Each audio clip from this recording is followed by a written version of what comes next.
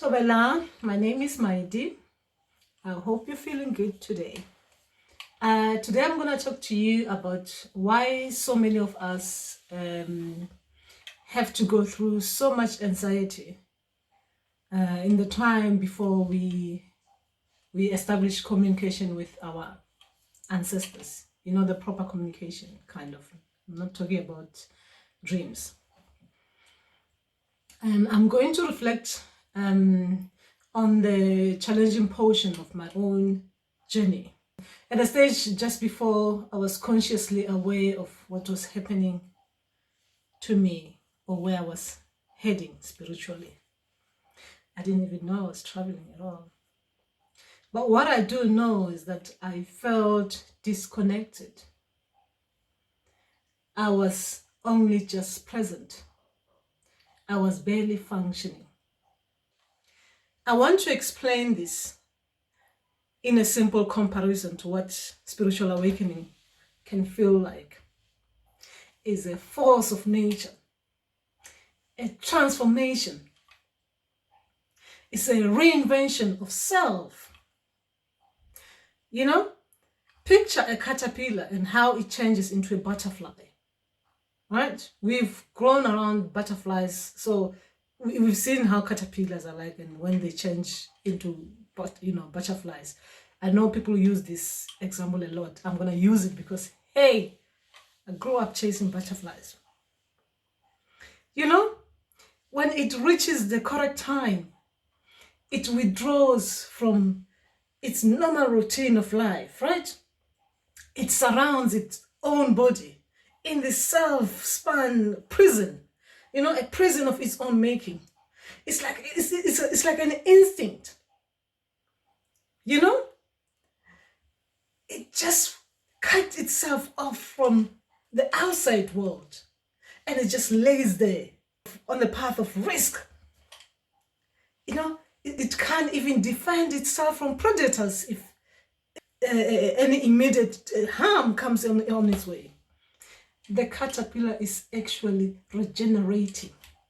Its old form is discarded and replaced when it re-enters the world in a couple of days or weeks.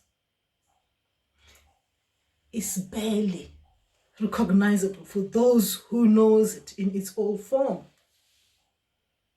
That is transformation.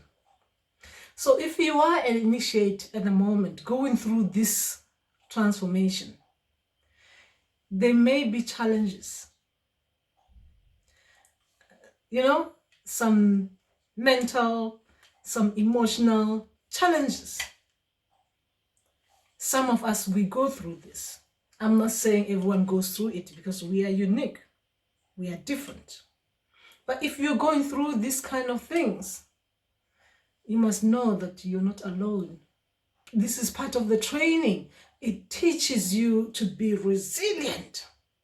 It teaches you to be strong. It teaches you to be patient. You know?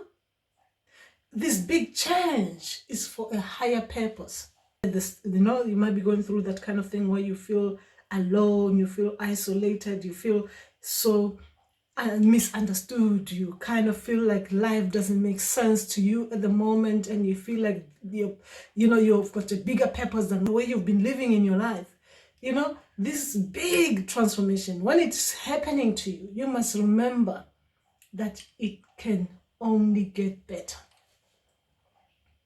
And it will get better. And what you've learned, if you've actually gone through it, you realize that what you've learned in your past life, not past life, because now I'm talking about something different. What you've learned before you were in this transformation phase, what you've learned in your identity, life has been initiating you, because life always initiates us. There are some lessons that you've learned from your old identity that some you'll carry along with you and some you leave behind because they will no longer serve you good. With the ones that you want to carry on with this new path that you're taking, you will see they align with your new wisdom, with this new knowledge that you just acquired after the transformation. Because it was realigning, this was grounding you, it was balancing you, it was putting you in this position where you can tell that you've got a bigger purpose. All right?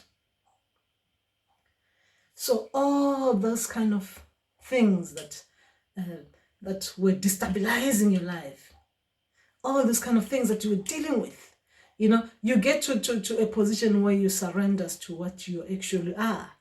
And when you get to the stage, that's when the transformation will show you what is your purpose, what is good for you to carry on now. For those of us who are becoming healers, who are just coming into this to becoming a healer. The takeaway here is that at the end of the process, you'll find that with this big change, it gets better. It's kind of like when you have these new shoes, they become uncomfortable at first. You wear them, soften them up by walking around in them. And then they get so comfortable that you even forget that you're wearing new shoes. It's like that even with our ancestors. They become comfortable as we align with them.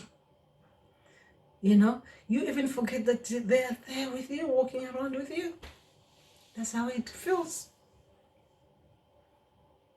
So, take it easy and habits.